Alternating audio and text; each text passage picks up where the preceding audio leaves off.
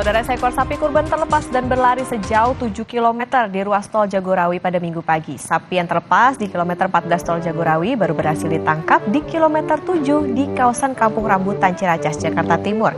Sapi yang terlepas di ruas Tol Jagorawi sempat direkam warga. Petugas patroli Jasa Marga berusaha menangkap sapi, namun sapi tersebut terus berlarian hingga sejauh 7 km.